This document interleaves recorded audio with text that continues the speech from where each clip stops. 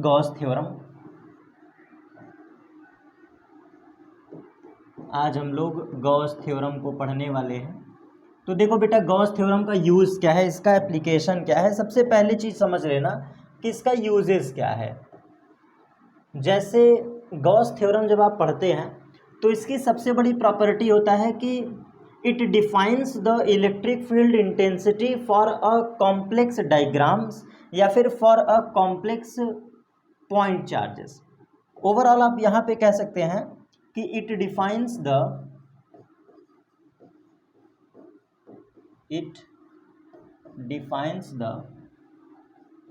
Electric field intensity E for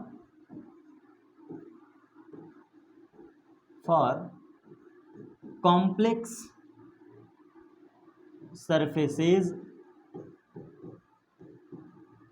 or for complicated concepts।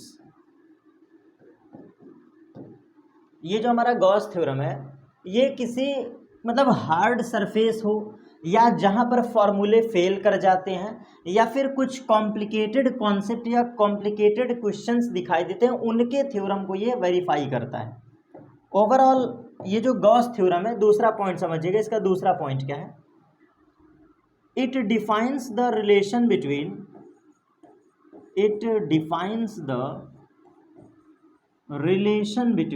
ठीक, relation. It defines the relation between flux and electric field intensity. ऐसे समझो, flux and electric field intensity. सबसे important point इसका ये समझिए, ये हमारा फ्लक्स और इलेक्ट्रिक फील्ड के बीच रिलेशन डिफाइन करता है। ये गॉस थ्योरम की सबसे बड़ी बात है। किसके बीच बेटा? फ्लक्स और इलेक्ट्रिक फील्ड के बीच। तो ऐसी अगर कहानी है तो फिर इसका अब क्यों ना इसका स्टेटमेंट लिख लिया जाए। तो चलिए भैया, जब इतना मेहनत कर दिया गया तो इनका स्टेटमेंट भी यहीं पे पढ़ लिया जाए। ये हमारा गॉस थ्योरम है, साइड में कर देते हैं इनको। अब इनके स्टेटमेंट को लिख लेते हैं। इनका स्टेटमेंट कहता है टोटल फ्लक्स, लिख लीजिएगा, total flux which is passing through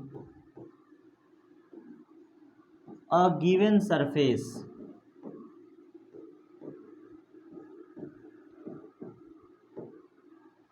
total flux which is passing through a given surface is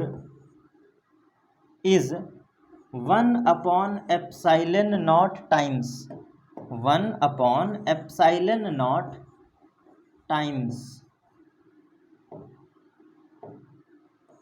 to the bound charge of that given surface। कहने का मतलब, जो टोटल फ्लक्स होता है passing through a given surface is 1 upon epsilon not times to the bound charge of that given surface. उस surface के भीतर, उस सरफेस के इनर साइड जो बाउंड चार्ज है, जो उसके इनर साइड हमारा बाउंड चार्ज है, उस बाउंड चार्ज का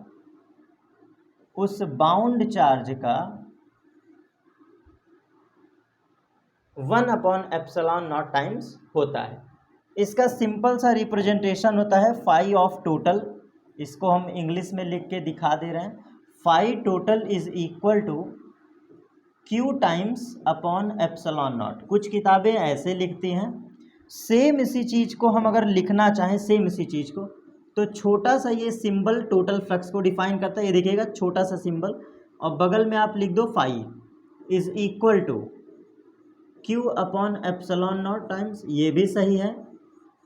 आप ये न लिखना चाहो तो अब जरा प्यार से समझिएगा, ये जो सिंबल है ये इस बात को बताता है, ये वाला सिंबल जो लेफ्ट साइड है, लेफ्ट साइड वाला सिंबल इस बात को बताता है कि this is define the total surface area. तो फाई बराबर हम जानते हैं ई डॉट ए, आप पढ़े होंगे ई डॉट ए, पढ़े हैं ना फ्लक्स का फॉर्मूला, फाई बराबर ई ए कॉस थीटा। तो फाई बराबर ई ए कॉस थीटा के फॉर्मूले में हमारा फॉर्मूला पुट करने पे बन जाएगा क्यू अपॉन एप्सिलॉन नॉट। तो बस मुझे ये बात बताना, अगर फाई का टोटल हम डिफाइन कर रहे हैं तो इलेक्ट्रिक फील्ड तो हमें चाहिए ही, वही डिफाइन करता है। गॉस थ्योरम क्या निकालता है? इलेक्ट्रिक फील्ड इंटेंसिटी को डिफाइन करता है। तो हमारा टोटल किसके पास जाके बैठेगा? सरफेस एरिया के पास। इसलिए हमारे इसी थ्योरम का, हमारे इसी स्टेटमेंट का जो लैंग्वेज बनेगा वो कुछ ऐसा भी हो सकता है। आइए देख लीजिए यहाँ पे क्या हो सकता है। इलेक्ट्रिक फील्ड हमारा बाहर आ गया और टोटल सरफेस एरिया का सिंबल बन गया E dot D A. This is exact answer is equal to Q bound upon epsilon not. ये तुम्हारे हर किताबों में दिया होता है, इसको स्टार करके नोट कर लो, इसको स्टार करके नोट कर लो। तो कहने का सेंस ये है, अगर तुम ये लिखते हो phi total is equal to Q upon epsilon not, बिल्कुल सही, कोई नहीं काटेगा। हाँ, कुछ लोग इसमें ऑब्जेक्शन कर सकते हैं, कुछ लोग इसमें ऑब्जेक्शन कर सकते हैं, वो बस मेरे समझाने का अंदाज था, समझाने का अंदाज था कि जो टोटल शब्द आप लिख रहे हो इसको हम लोग इस सिंबल से बताते हैं, ठीक, ये सिंबल, लेकिन इस सिंबल का नाम होता है टोटल सरफेस एरिया। इस सिंबल का नाम होता है टोटल सरफेस एरिया। तो एरिया के पास जाके बैठेगा ना, अगर इसका नाम है टोटल सरफेस एरिया तो ये किसके पास जाके बैठेगा? ये जाके बैठेगा ई ए के पास। तो ये देखो ई ए के पास जाके बैठा, ये एरिया, एरिया के पास, ये देखो, ठीक। तो ये हमारा रिलेशन है गॉस थ्योरम का स्टेटमेंट। अब लगे हाथ इसको प्रूफ कर देते हैं। How to prove Gauss theorem? तो गॉस थ्योरम को हम लोग बेसिकली प्रूफ कर देते हैं। चलिए देखिए कैसे। एज्यूम करते हैं एक पॉइंट चार्ज, ध्यान से देखना, आप सुनते चलो भैया, कोई कंफ्यूजन नहीं। एक पॉइंट चार्ज एज्यूम कर लो जो कि हमारा स्मॉल क्यू है। तो अगर हम इस चार्ज के चारों तरफ एक गॉस थ्योरम ड्रॉ करना चाहें, हाइपोथेटिकल सरफेस एरिया, तो बहुत प्यार मोहब्बत से समझना, कंफ्यूजन नहीं होना है, याद रखिए। Late assume a point charges Q, और इसके चारों तरफ, इसके चारों तरफ एक ये हाइपोथेटिकल हमने गॉसियन सरफेस एज्यूम कर लिया। क्यों? क्योंकि पॉइंट चार्ज के चारों तरफ जो गॉसियन सरफेस होता है बेटा, वो स्फेरिकल होता है। कैसा होता है? स्फेरिकल।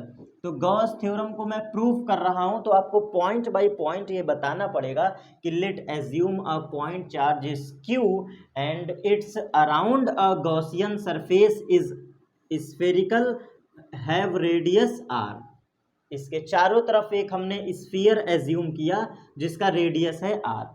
अब रेडियस एज्यूम करने के बाद हमें सुकून नहीं मिला, अभी और भी एक काम करना है, अभी हमें एक काम और भी करना है। क्या करना है? चलिए, इस गॉसियन सरफेस पे एक हम एरिया एज्यूम करेंगे मन में, डी ए। छोटा सा हमने सरफेस एरिया एज्यूम किया, इसका नाम है डी ए।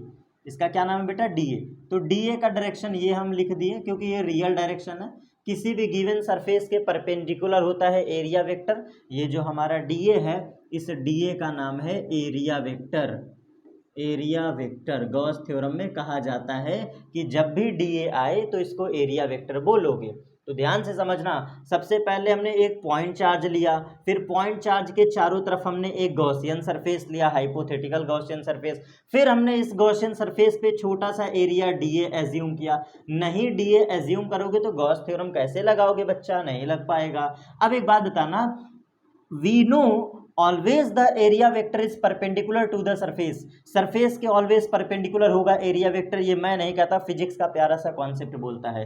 अब आपसे मेरा बस एक क्वेश्चन है, केवल एक क्वेश्चन, अगर ये पॉइंट चार्ज है, अगर ये पॉइंट चार्ज है तो इसकी फील्ड लाइन कैसे बनेगी? ये देखो फील्ड लाइन, सही है, ये ग्रीन कलर से, क्योंकि पॉइंट चार्ज कैसी फील्ड बनाता है? Always away the distance.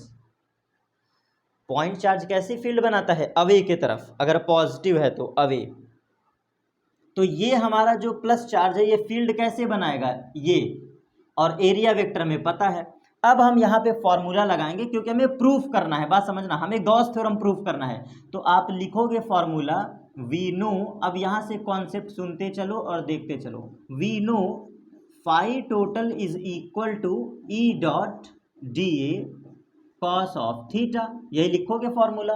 We know the flux, electric flux is equal to E dot D A cos theta, and basically हमको यहाँ पे दिख रहा है theta is equal to 0 degree, हमको साफो साफ दिख रहा है। क्यों? क्योंकि both line are parallel to each other, हमें साफो साफ दिख रहा है। देखो कैसे हमें दिख रहा है कि ये हमारा सरफेस है, सरफेस पे ये हमने एज्यूम किया डी ए वेक्टर, ये हमने एज्यूम किया डी ए वेक्टर, तो ये है हमारा डी ए वेक्टर सरफेस के परपेंडिकुलर, और इलेक्ट्रिक फील्ड उसी डायरेक्शन में इलेक्ट्रिक फील्ड।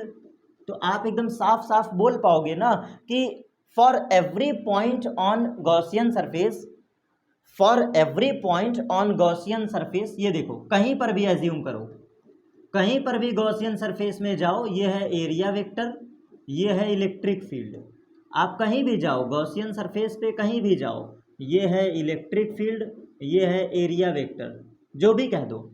तो कहने का सेंस ये है कि for every point on Gaussian surface electric field and area vector are always parallel to each other. तो हम कह सकते हैं कि थीटा की वैल्यू क्या होगी बेटा, 0 है। थीटा की वैल्यू क्या है, 0। इस डायग्राम को आप बना सकते हैं, वो आपकी चॉइस है, समझने के लिए मुझे ज़रूरत नहीं इसलिए मैंने हटा दिया। अब यहाँ पे ई dot D A cos theta, आप मुझे बताना इलेक्ट्रिक फील्ड का फॉर्मूला क्या होता है for point charge. Electric field formula ये देखो, ई की जगह हम फॉर्मूला लगाएंगे कौन सा, हमें प्रूफ करना है गॉस थ्योरम, हमें गॉस थ्योरम प्रूफ करना है। तो क्या लगाओगे फॉर्मूला, सुन लो, पॉइंट चार्ज का आर डिस्टेंस पे फॉर्मूला होता था, याद करो, K Q by R square, 1/4 pi epsilon not Q divide by R square, याद करो बेटा, यही तो होता है। मिला लो कॉपी में, point charge formula 1/4 pi epsilon not Q by R square, सही है। और डी ए की जगह लिख दो डी ए, अभी पड़े रहने दो डी ए, और कॉस 0 की वैल्यू क्या हो गई, 1। कॉस 0 की वैल्यू कितनी हो गई, 1। बस अब हमारा आंसर आ चुका है। हमें फाई टोटल चाहिए था, हमें फाई टोटल चाहिए था, और फॉर्मूला क्या बन गया, Q whole divide by 4 pi epsilon not R square. बस मुझे बता दो इस टोटल सरफेस, इस गॉसियन सरफेस का टोटल एरिया क्या होगा, इस स्फीयर का टोटल एरिया क्या होगा, इस स्फीयर के द्वारा कवर किया गया टोटल सरफेस एरिया कितना होगा। जिन बच्चों को ना पता हो, for a sphere total surface area is equal to 4 pi R square, क्या होगा बेटा, 4 पाई आर स्क्वायर। आ जाओ देखो यहाँ पे रखता हूँ 4 पाई आर स्क्वायर। ये जो डी ए की वैल्यू है for this question, D A की वैल्यू होगी 4 पाई आर स्क्वायर। बस काट दो जो कटता बने, 4 से 4 गया, पाई से पाई गया, आर स्क्वायर से आर स्क्वायर गया, क्या बच गया, q upon epsilon naught. Hence proved phi total is equal to क्या बचा, क्यू अपॉन एप्सिलॉन नॉट। यही तो हमारा गॉस थ्योरम था, hence proved Gauss theorem, hence proved. तो यहाँ पे लॉजिकल पॉइंट क्या था, लॉजिकल पॉइंट ये था, एक पॉइंट चार्ज एज्यूम करो, ये देखो एक पॉइंट चार्ज एज्यूम करो, इस पॉइंट चार्ज के अराउंड आर डिस्टेंस पे एक स्फीयर ड्रॉ करो, स्फीयर जिसको हम हाइपोथेटिकल गॉसियन सरफेस कहेंगे, और इस गॉसियन सरफेस पे छोटा सा एरिया डी ए एज्यूम कर लो। ये देखो जैसा कि हमने डी ए एज्यूम किया था, ये डी ए है, तो हमारे लिए ये क्या हो गया बेटा, डी ए वेक्टर, और d A vector always perpendicular होता है टू द सरफेस, एंड ये पॉइंट चार्ज कैसा फील्ड बनाएगा, अवे फ्रॉम द पॉइंट। तो we can easily see in this diagram electric field and area vector are parallel to each other, so theta is equal to 0 degree. और लगा दो flux के फॉर्मूले में phi बराबर E dot D A cos theta. एक तो point charge ये रहा, एरिया की जगह ये रहा, कॉस 0 1 हो गया, और कट गया डाटा, हमारा प्रूव हो गया क्यू अपॉन एप्सिलॉन नॉट। तो this is the theorem, this is the derivation of Gauss theorem. इसके एक एप्लीकेशन के बारे में बात करते हैं जो कि हद से ज़्यादा इंपॉर्टेंट है। आज के क्लास में हम आपको गॉस थ्योरम स्टेटमेंट समझा दिए, गॉस थ्योरम का डेरिवेशन समझा दिए, एक एप्लीकेशन आइए और देख लेते हैं। तो सबसे ज़्यादा इंपॉर्टेंट, हद से ज़्यादा इंपॉर्टेंट है, ये लिख लीजिएगा, ये हमारा रामबाण है ना, रामबाण क्लास है, तो रामबाण के लायक ये हमारा डेरिवेशन भी है। तो ये रामबाण डेरिवेशन है। कौन सा है रामबाण डेरिवेशन? नाम लिख लो, 100% श्योर, स्टार पॉइंट, न्यूमेरिकल या डेरिवेशन एक दिख जाएगा। इलेक्ट्रिक फील्ड इंटेंसिटी, हेडिंग लगा के अभी ये सब इरेज करेंगे। Electric field intensity due to infinite length of charged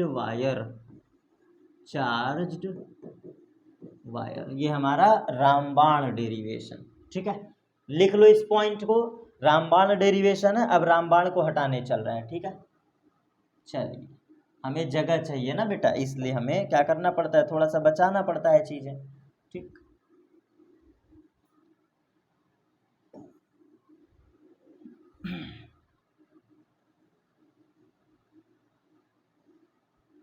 visible होगा। चलिए, तो हम क्या करते हैं, एक वायर एज्यूम करते हैं। ये देखिए वायर हमने एज्यूम किया, ये इनफाइनाइटली लॉन्ग वायर है। ठीक, ऐसे ही आपको एज्यूम करना है। Late assume a infinity long charged wire which consume positively charge and it's around a Gaussian surface is form in cylindrical. इस वायर के चारों तरफ एक हाइपोथेटिकल हम गॉसियन सरफेस लेंगे जो कि सिलेंड्रिकल फॉर्म में बनेगा। तो ये हमारा सिलेंड्रिकल सरफेस हमने एज्यूम कर लिया। ये मैं रटवा नहीं रहा हूँ, आपको याद रखना पड़ेगा। क्यों? क्योंकि एक इनफाइनाइट लॉन्ग वायर हमेशा सिलेंड्रिकल सरफेस फॉर्म करता है। ये मैं नहीं कहता, फिजिक्स कहती है। ठीक, तो ये सब याद करते चलिएगा।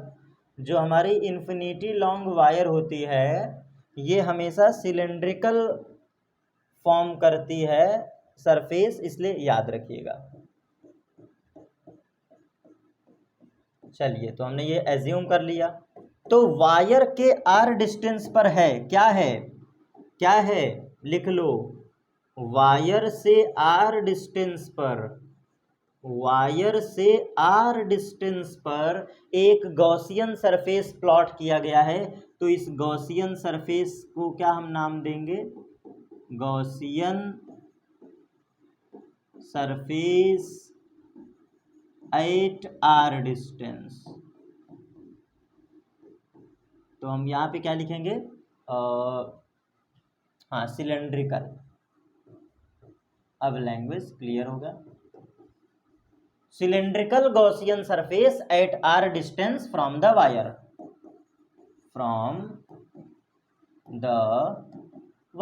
सिंपल, बता दो।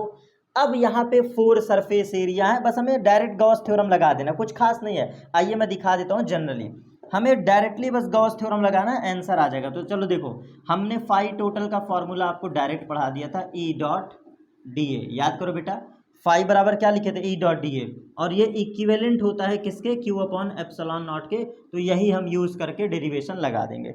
फाई बराबर क्या होता है, ई डॉट डी ए। याद करो, फाई बराबर क्या होता है, ई डॉट डी ए, और ई डॉट डी ए किसके बराबर है, गॉस थ्योरम में क्यू अपॉन एप्सिलॉन नॉट के। जिन बच्चों को ना याद हो वो सुन के कंप्लीट कर लिया करो। फ्लक्स का फॉर्मूला होता है ई डॉट डी ए, कोई भी ताकत नहीं बदल सकती। फ्लक्स का formula E dot D A, और गॉस थ्योरम कहती है कि अगर ई डॉट डी ए आ गया तो तुम आंख मूंद करके इसको क्या लिखोगे, Q upon epsilon not. Clear हो गया। बस यहाँ पे देखो, यहाँ पे मैं कुछ बातें बनाने चल रहा हूँ, देखिएगा। ये जो वायर है, सुनते चलना, वायर की इलेक्ट्रिक फील्ड लाइंस ऐसे बनेगी क्योंकि हमेशा पॉजिटिव चार्ज अवे बनाता है। मैं जानबूझ के ऐसे लिख रहा हूँ ताकि तुम समझ पाओ। ठीक, पॉजिटिव चार्ज की इलेक्ट्रिक फील्ड हमेशा दूर बनेगा। ये देखो मैंने पूरा रंग दिया, कोई दिक्कत नहीं है, सब सही है, बिल्कुल बेस्ट है, टेंशन ना लो, सब बेस्ट है। ये हमने इलेक्ट्रिक फील्ड बनाया, और यहाँ पे 4 सरफेसेज हैं। तो बीच में देखो मैं एक छोटा सा ड्रॉ कर दे रहा हूँ, ये गॉसियन सरफेस के बीच में है। ये गॉसियन सरफेस पर लिया गया सरफेस है। ठीक, ये गॉसियन सरफेस पर लिया गया सरफेस है। तो ये हमने लिख लिया हाइपोथेटिकल सरफेस। चलो इनका नाम भी कर दिया जाए ताकि आपको विजिबल हो जाए चीजें। ये देखो डी ए दिख रहा है ना साफो साफ, कौन सा डी ए लिया, आओ देख लो, छोटा सा प्यारा सा डायग्राम। ये हमारा था सिलेंडर, ये था बेटा हमारा सिलेंडर, यहाँ पे लिया है हमने डी ए वेक्टर। ठीक है, ये सरफेस पे हमने लिया है कुछ यूं डीए वेक्टर, और आपको साफ सुथरा दिख रहा है, साफ सुथरा दिख रहा है कि इलेक्ट्रिक फील्ड ऐसे बन रही है, ठीक, इलेक्ट्रिक फील्ड ऐसे।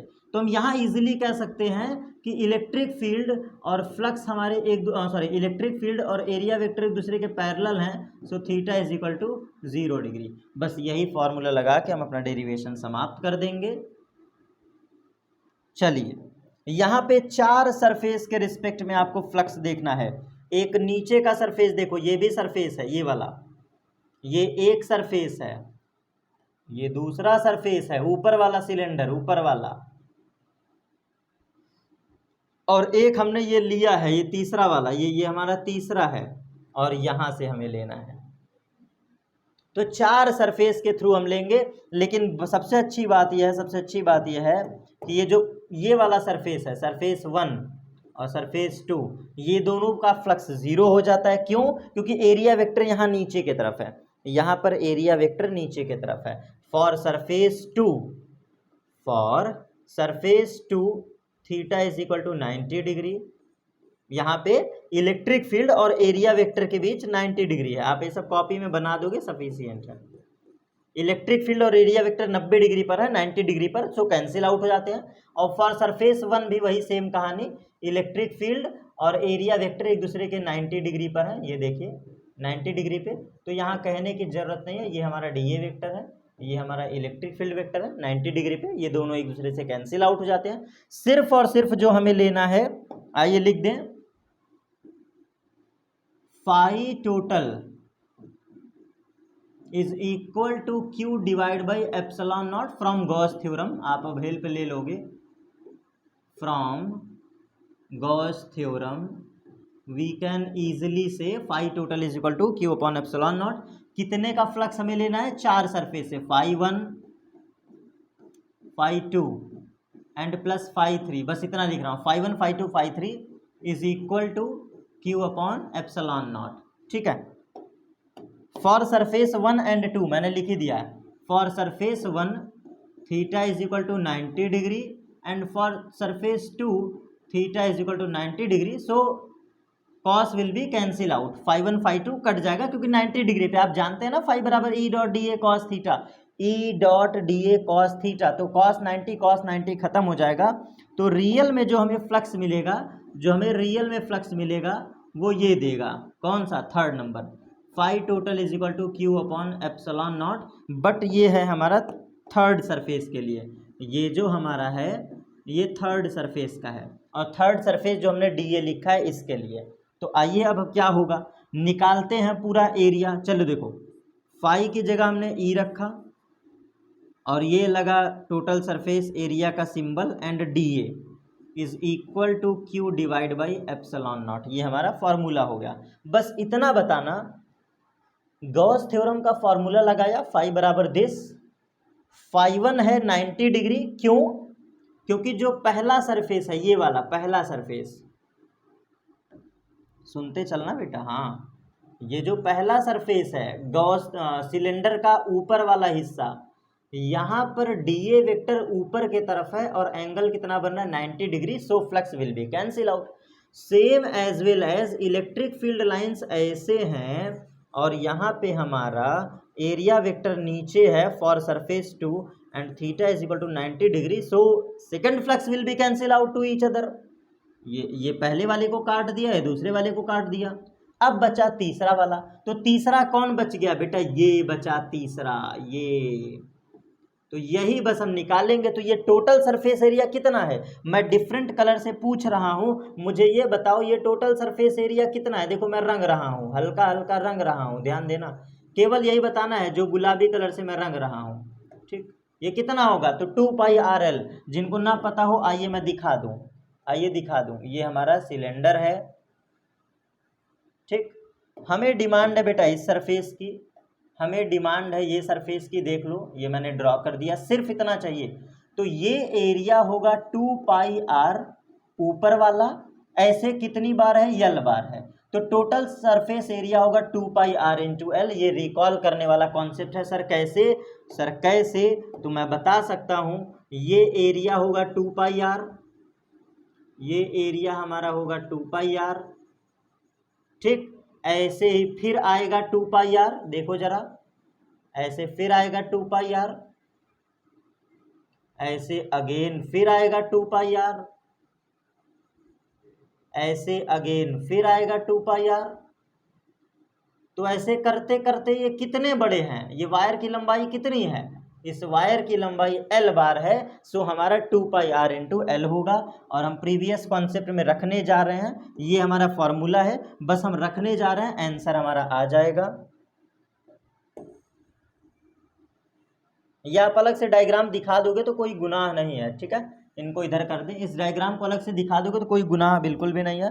चलो हम लगा देते हैं फॉर्मूला अपना प्यारा सा, क्या था, इलेक्ट्रिक फील्ड हमारा उसी तरह है, ठीक, डॉट लगा के 2πr इंटू एल, ये है total surface area, is equal to जो क्यू बाउंड है उसकी जगह हम लोग लेमडा इंटू एल रख देंगे। कैसे, बस बता रहा हूँ, जस्ट एक सेकंड बेटा, तुरंत बता रहा हूँ कहाँ से ये हमने रख दिया।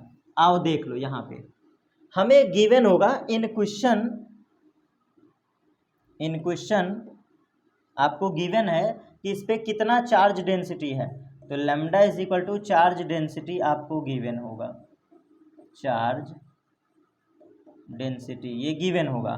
तो लेमडा बराबर क्या होता है, लेमडा बराबर होता है Q बाई एल, ये गिवन होगा, ऑलवेज गिवन होगा आपको, क्वेश्चन में पढ़ने की जरूरत नहीं है, ये हमेशा आपको गिवन होगा। तो आप जान लो, we know lambda is equal to Q by L, therefore Q is equal to lambda into L, and this value लिख दो, this value put on the Gauss theorem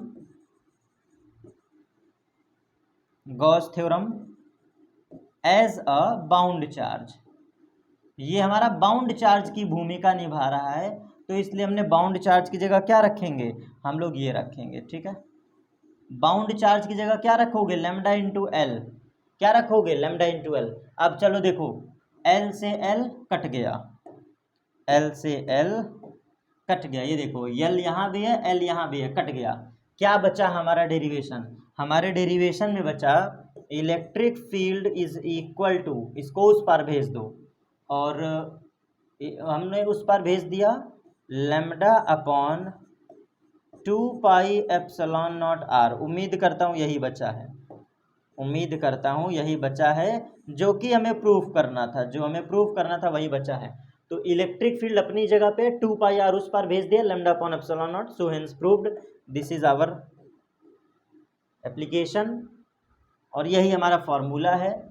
ऐसे किसी भी क्वेश्चन में आपको याद रखना होगा, ये डायग्राम वगैरह देख लीजिए, बनाना पड़ेगा आपको बिल्कुल, ये प्यारा सा डायग्राम। वैसे ये वायर हमारा इन्फिनिटी लॉन्ग वायर है, इन्फिनिटी लॉन्ग, और हम एज्यूम करेंगे कि इस वायर की लेंथ कितनी है L, और R डिस्टेंस पे हमारा क्या ड्रॉ किया गया था, गॉसियन सरफेस, ये देखो लिखा है अभी तक R डिस्टेंस पे। तो ये सारी बातें आपको लिखना पड़ेगा, और तब जा कर के आपको नंबर मिलेगा, 2 से 3 नंबर, और कुछ इस तरीके से आपको बताना पड़ेगा कैसे कैसे वैल्यू सब्सटीट्यूट हुई है। एक बार वंस अगेन देख लीजिए, यहाँ पे हमें 3 एरिया से फ्लक्स निकलना था, 1 वाला कैंसिल आउट, सेकंड वाला कैंसिल आउट, सिर्फ 3 वाला हमें मेंशन करना था। 3 वाले का फ्लक्स है 5 total through a given surface, third, ये देखो लिखा भी हमने 3, सरफेस 3 से गुजरने वाला फ्लक्स, सरफेस 3 से पास होने वाला फ्लक्स वो ये रहा, ई डॉट डी ए, दिस बिल्कुल क्लियर कट। नेक्स्ट स्लाइड पे जो एरिया था हमारा, टोटल सरफेस एरिया क्या होगा for this derivation is 2πrl, कहाँ से आया, वहाँ से आया, ये जो 2πrl है बेटा, ये 2πrl, this is total surface area, total surface area, और टोटल सरफेस एरिया को हम कहते हैं DA, ठीक, यही हमारा वैल्यू था, टोटल सरफेस एरिया DA। और चार्ज की जगह हमने क्या रखा, ये हमने देखो चार्ज रखा है, ये चार्ज, तो चार्ज की जगह lambda into L, value substitute हो गई, क्रॉस मल्टीप्लाई हो गई, ये गॉस थ्योरम के फॉर्मूले से चार्ज डेंसिटी है ये, लेमडा हमारा क्या है, लीनियर चार्ज डेंसिटी, लेमडा हमारा क्या है, linear charge density, linear charge density, तो बस सिंपल सा सारी चीज़ हमें लगभग बेसिक पता है। डिस्ट्रीब्यूशन ऑफ चार्ज में आपको पढ़ाया जाता है basic. Distribution of charge are 3 type: linear charge density, area charge density, volumetric charge density. Linear वाले को लैम्डा कहते हैं और लैम्डा को डिफाइन किया जाता है चार्ज पर यूनिट लेंथ।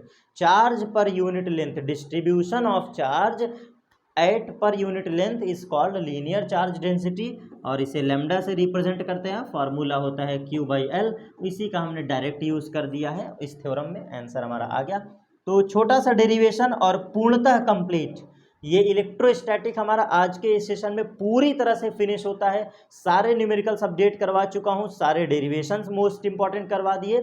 आपको जो भी मोस्ट इंपॉर्टेंट डेरिवेशंस हैं कुछ और प्रोवाइड करवा दिया जाएंगे, बट जितने ये आज की क्लासेस हैं इसको तो कंपलसरी पढ़ना है। आज की क्लासेस तो आपको कंपलसरी पढ़ना है, इसके बाद जो मिलेगा वो तो एक्स्ट्रा मटेरियल है। आया आया नहीं आया नहीं आया तो वो हमारा दूसरी चीज़ है, लेकिन इतना 100% आपको पढ़ना ही पढ़ना है।